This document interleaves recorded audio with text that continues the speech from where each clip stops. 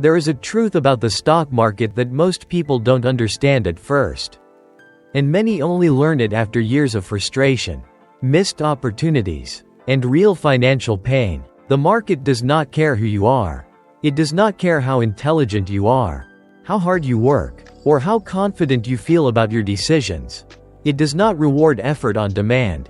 And it does not operate according to what feels fair in the short term. The market exists as an independent system, driven by the collective behavior of millions of people making decisions under uncertainty at the same time. And once you accept that, investing starts to look very different. One of the biggest mistakes new investors make is assuming that the market is some kind of referee. That if you do enough research, think carefully, and act responsibly, the market will respond by rewarding you quickly. But that's not how it works. The market does not respond to your intentions. It responds to supply, demand, expectations, and emotion. Sometimes you can do everything right and still see your portfolio fall. Sometimes you can do questionable things and still make money for a while. That disconnect is not a flaw in the system.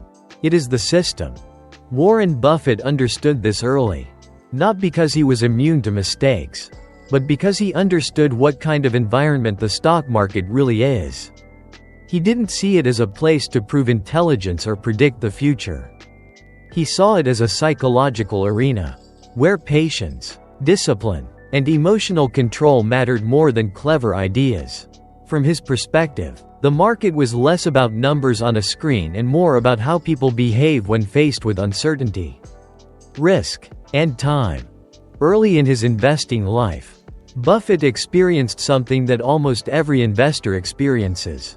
He bought a stock with conviction, and shortly after, the price fell. That moment is familiar to anyone who has ever invested.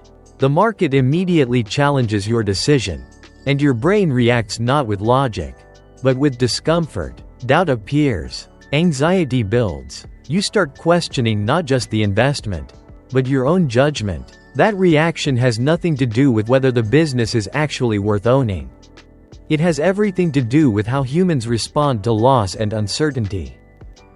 When the price eventually recovered slightly, Buffett sold. The relief felt good, the stress disappeared, and for a moment, the decision felt correct, but the stock continued rising long after that. The real lesson wasn't about timing or profits. It was about understanding how fear and relief influence behavior. Fear pushes you to act quickly. Relief convinces you that quick action was wise.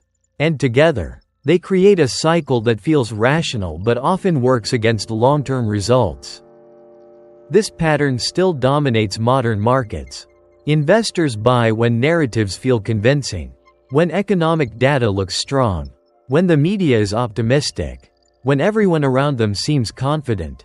Then volatility appears, prices fluctuate, headlines shift, and suddenly, conviction weakens, not because the underlying businesses change, but because emotional pressure increased.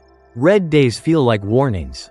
Pullbacks feel personal, and selling becomes less about analysis and more about escaping discomfort. Buffett recognized that the market does not punish lack of intelligence as harshly as it punishes lack of patience.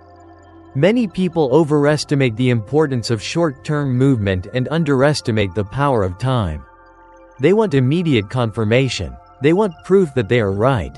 But the market does not operate on validation. It operates on results. And results take time. This is why Buffett introduced the idea of Mr. Market. Imagine you own a business with a partner who shows up every day offering to buy your share or sell you his share at a price based entirely on his mood. Some days he is optimistic and enthusiastic. Other days he is fearful and pessimistic. His prices fluctuate wildly, even though the business itself hasn't changed much. The key insight is that you are not obligated to act. You can ignore him. You can wait. You can choose when his offers make sense. Mr. Market exists to serve you, not to guide you.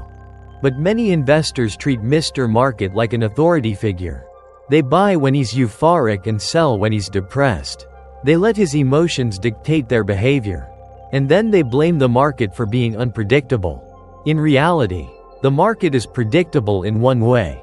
Human emotion repeats itself. Overconfidence, fear, greed, and panic appear in every cycle, just under different names. You can see this clearly in US market history.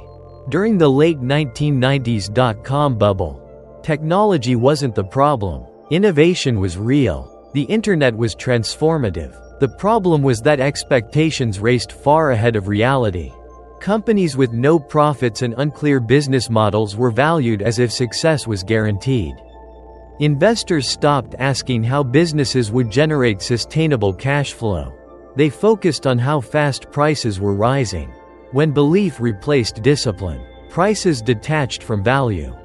At the peak, skepticism was considered ignorance. Caution was labeled outdated. The fear wasn't losing money. It was missing out. And that fear pushed people into decisions they didn't fully understand.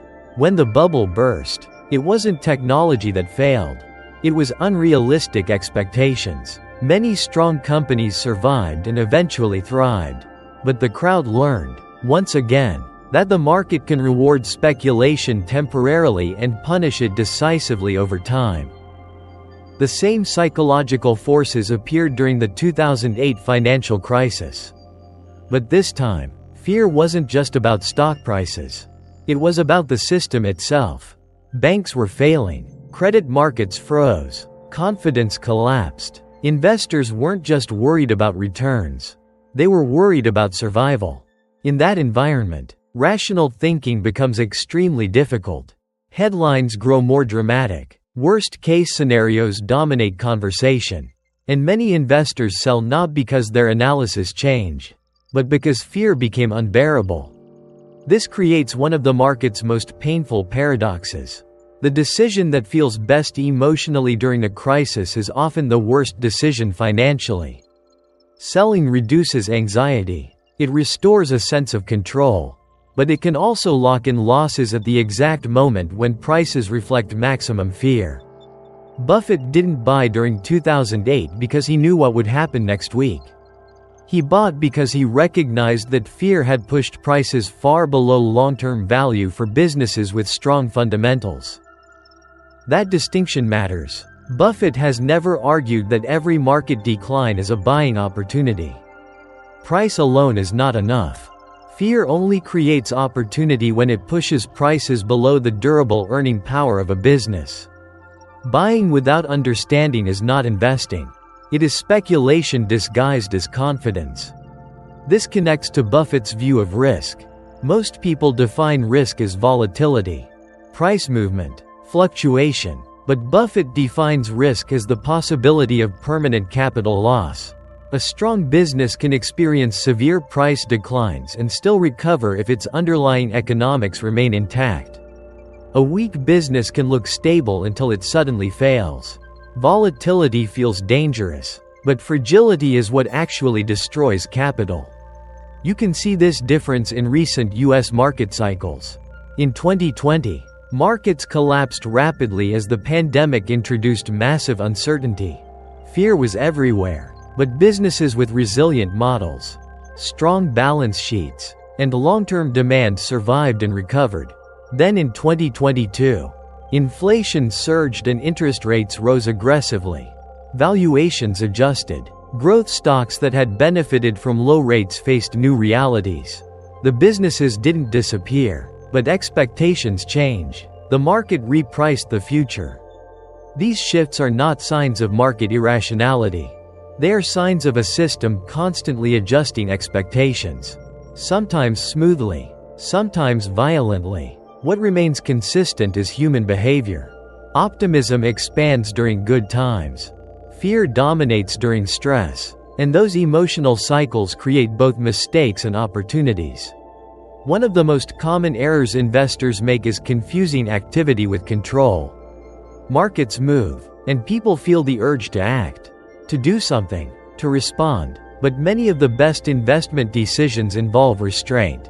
Holding a reasonable position through uncomfortable periods often requires more discipline than making frequent trades. Buffett often says that investing is not a test of intelligence, but a test of temperament. I believe that's exactly right. Many intelligent people fail in the market not because they lack knowledge, but because they cannot tolerate uncertainty. They feel pressure to react, to adjust, to prove they are engaged. But the market does not reward constant activity. It rewards consistency and survival. You don't need to win every year. You need to avoid the mistakes that remove you from the game entirely. This is where time becomes the most underappreciated factor in investing. Compounding is not just a mathematical concept. It is a behavioral challenge. Compounding only works if you stay invested.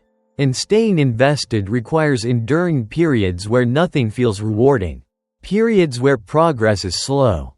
Periods where doubt creeps in.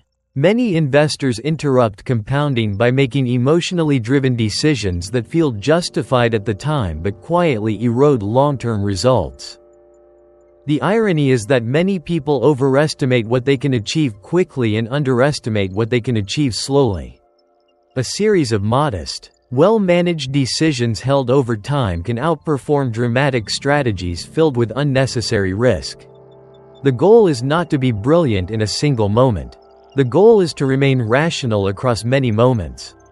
Buffett often emphasizes preparation over prediction. You don't need to know exactly what will happen next. You need a portfolio and a mindset that can endure different outcomes. That means understanding what you own, understanding why you own it, and knowing under what conditions your original assumptions would truly be wrong. Without that clarity, every price movement feels like a threat. Understanding a business creates emotional stability. When you know how a company generates revenue, what risks it faces, and why it has survived before, price fluctuations become less personal. A falling price is no longer an accusation. It is information, sometimes useful, sometimes irrelevant, but rarely urgent. Buffett once said that if you are not willing to see your stock fall significantly without panicking, you should not own stocks. That statement is not an invitation to recklessness. It is a reminder of the environment you are entering. Volatility is the cost of participation. If you demand comfort, the market will charge you in missed opportunity. One of Buffett's most consistent habits is reading. Not to predict the next market move, but to build understanding. He studies businesses, industries, incentives, and history. Markets change in form, but human behavior remains remarkably stable. Reading helps you recognize patterns. It helps you see that today's fears often resemble yesterday's fears, just wrapped in new language. But knowledge alone is not enough. Emotional control is harder. You can understand exactly what you should do and still fail to do it when pressure rises. Buffett understands that no one is immune to emotion. The difference is that disciplined investors build systems and principles that prevent emotions from turning into actions. They don't rely on willpower alone. They rely on preparation. In the end, Buffett's approach to investing is deceptively simple. Buy good businesses at reasonable prices. Hold them long enough for their value to emerge. Avoid decisions driven by fear or excitement. Let time do the heavy lifting. This simplicity is not easy. It requires humility. It requires patience. And it requires accepting that the market will test you repeatedly. The stock market is not a machine designed to reward intelligence or punish mistakes instantly. It is a mechanism that reflects human behavior over time. It amplifies emotion in the short term and enforces reality in the long term. Those who learn to separate price from value, emotion from analysis, and action from impulse give themselves a powerful advantage. You don't need to be right often. You need to avoid being catastrophically wrong. You don't need perfect timing. You need a process that can survive uncertainty. And you don't need to outsmart the market. You need to outlast your own emotional reactions to it. When you strip away the noise of headlines, predictions, and short-term movements, what remains is a simple truth. The market is not your enemy. It is not your validator. It is a mirror of human behavior. And those who learn to stay calm, patient, and disciplined in front of that mirror tend to go farther than those who chase certainty in an uncertain world.